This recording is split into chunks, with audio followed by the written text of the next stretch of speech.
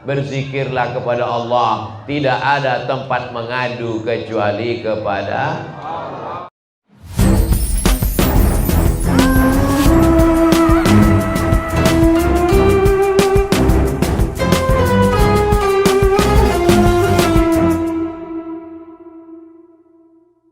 Ja'a bitistin min zahab, dia membawa bejana terbuat dari emas. Fa fataha sadri, dibelahnya dadaku. Tsumma ghasalahu bima'i zamzam, dia suci qalbuku, jantungku dengan air Zam-Zam untuk menghilangkan darah-darah hitam, darah kotor, hasad, dengki, dendam kesumat, nggak senang ngelihat orang lain dapat nikmat, takbur, angkuh, sombong. Itulah makanya sebelum sholat kita disuruh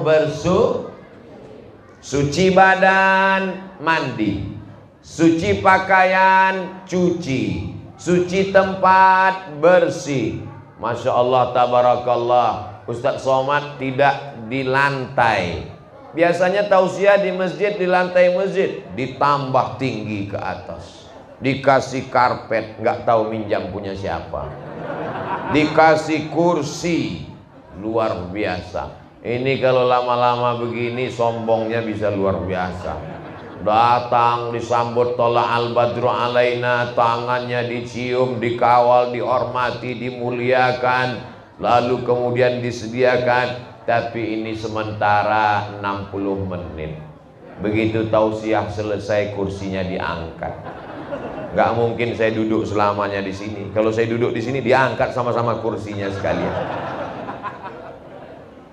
Hilangkan dengki, hilangkan hasad, hilangkan busuk hati, hilangkan syirik, hilangkan nifak. Di mana letaknya? Letaknya di ala fil jasadi mudghah. Ketahuilah di dalam jasad itu ada sekepal, ada segumpal. Idza sholahat sholahal jasadu kulluh. Kalau yang sekepal, segumpal ini baik, maka seluruh tubuh menjadi baik. Wa idza fasadat, kalau dia rusak, maka seluruh tubuh ikut menjadi rusak. Ala wahyal qalb, dia adalah hati. Bukan hati Pak Ustadz, qalbu itu jantung, dia adalah jantung. Bukan jantung Pak Ustadz, dia adalah hati. Ya udah, biar damai, jantung hati.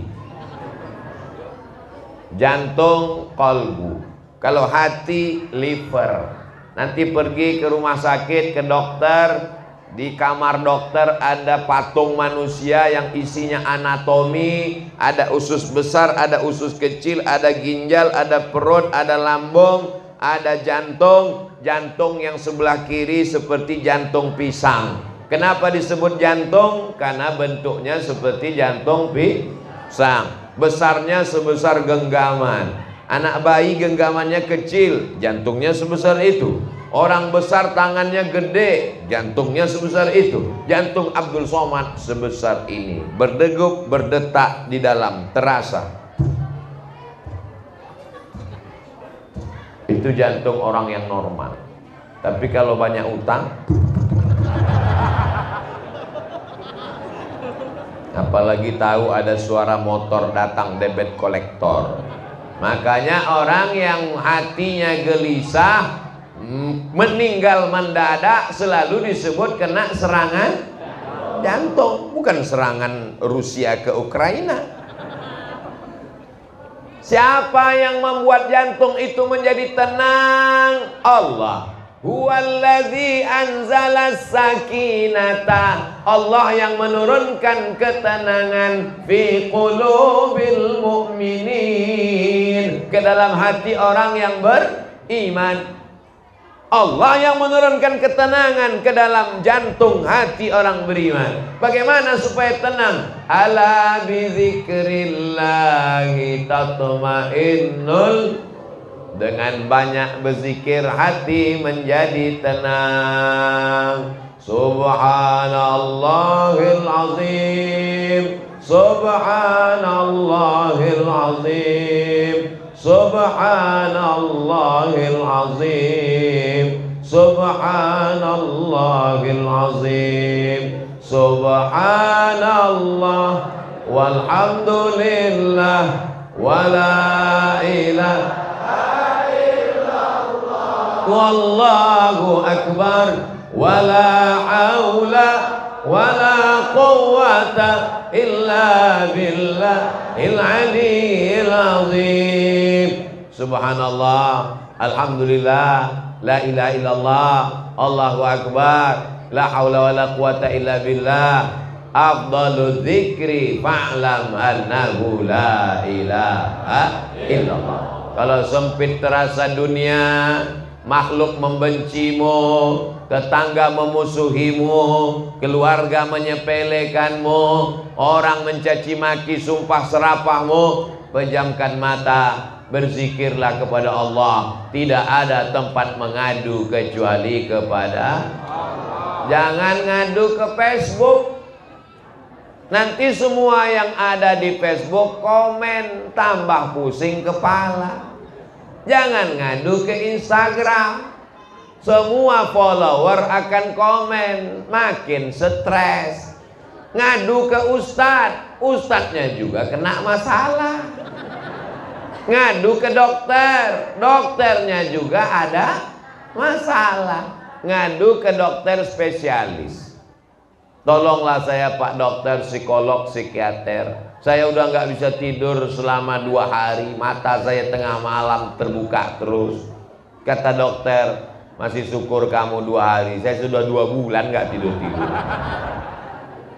Mengadulah kepada Allah, meminta, memohon kepada Allah. Ambil air wudhu, sholat sunat 2 rakaat, usolli sunnatal hajat rakaataini lillahi ta'ala. Allahu akbar. Masalahku ini besar, engkau lebih besar. Allahu akbar kabira. Aku sekarang tidak dipuji-puji orang, karena pujian hanya milikmu. Walhamdulillahi katsira. Namaku sudah dijelekkan orang, dicaci maki, karena memang yang suci cuman engkau. Wa subhanallahi bukratan wa asila. Aku tidak menghadap ke Pak Camat, aku tidak menghadap ke Pak Bupati, aku tidak menghadap ke wali kota dan gubernur, aku tidak menghadap kepada siapapun. Aku menghadap hanya kepada engkau. Wajjahtu wajhiya lilladzi fataras samawati wal arda. Aku berserah diri kepada engkau, hanifan musliman wa ma ana minal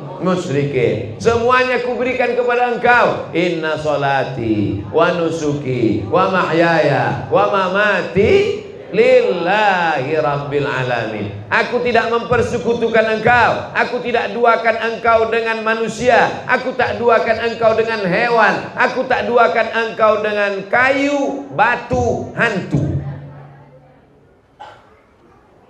Tidak ada kecuali hanya engkau. La haula wala quwwata illa billahil aliyyil azim. Tempelkan keningmu ke lantai, berbisik ke bumi, maka suaramu akan didengar oleh malaikat-malaikat di langit. Katakan puji Allah, subhana rabbiyal a'la wa bihamdi, subhana rabbiyal a'la wa bihamdi, subhana rabbiyal a'la wa bihamdi. Minta kepada Allah. Kalau tidak bisa pakai bahasa Arab, pakai bahasa Indonesia. Bahasa Indonesia nggak bisa, pakai bahasa Jawa, bahasa Sunda, bahasa Batak, bahasa Bugis, bahasa Minang, bahasa Makassar. Minta kepada Allah, tolong aku ya Allah dalam hati. Maka insya Allah, Allah akan menurunkan ketenangan ke dalam hati. Tidak ada jalan lain. Sekarang orang stres pakai sabu-sabu narkoba, ditangkap polisi. Stres makan pil anjing gila, ditabrak truk. Nggak mati, setengah mati. Kalau mati selesai masalah. Ini tidak mati, menimbulkan masalah baru. Yang sebelumnya yang susah cuman dia, sekarang menyusahkan keluarga dan tetangga. Maka tidak ada jalan lain kecuali kembali kepada Allah Subhanahu wa ta'ala. Setelah dibersihkan hatinya, wajah bersih, Idza qumtum ila shalah, kalau kamu mau salat, faghsilu wujuhakum, bersihkan wajah. Orang Islam wajahnya bersih, kena air wudu. Jangan sampai mata kotor, bersihkan. Sebelum ceramah bersihkan. Jangan sampai ceramah jamaahnya senyum, ustadznya senyum, rupanya jamaahnya senyum melihat taik mata sebesar bakso.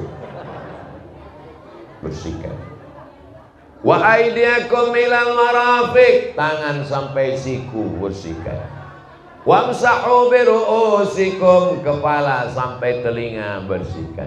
Wa arjulakum ilal ka'bain, kaki sampai mata kaki. Kalau ada yang tidak kena air wudhu, kelingkingnya masuk, celah-celah airnya jalan.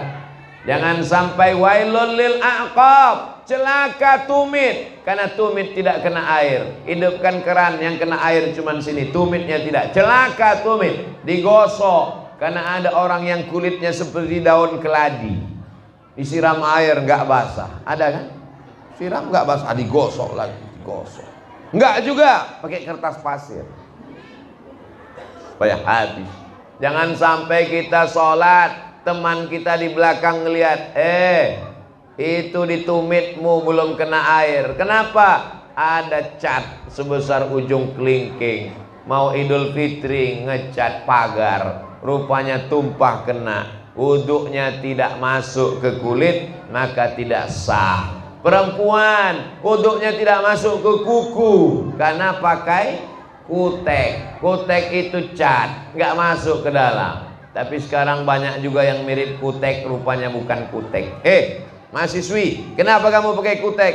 Ini bukan kutek Pak Ustadz. Kenapa hitam? Ini namanya black henna. Di atas black henna, di bawah black daki. Karena kukunya panjang. Jangan kuku panjang, karena kuku panjang air wudhu bisa tidak masuk. Dulu waktu di sekolah hari Jumat pagi pemeriksaan kuku, diperiksa satu-satu. Naik ke atas, dipukul pakai mistar, pakai roll kayu. Zaman sekarang ini tidak ada. Kenapa? Karena belajarnya online. Gimana mau memeriksa kuku pakai online? Belajar online yang nampak setengah badan, pakai jilbab, pakai baju, bawah pakai celana pendek. Online nampaknya rapi, bersih, nggak berkedip, rupanya dia pasang pas foto, orangnya tidur di belakang. Pendidikan online tidak menghasilkan apa-apa, tapi daripada tidak belajar sama sekali, mudah-mudahan COVID ini segera berakhir, insya Allah.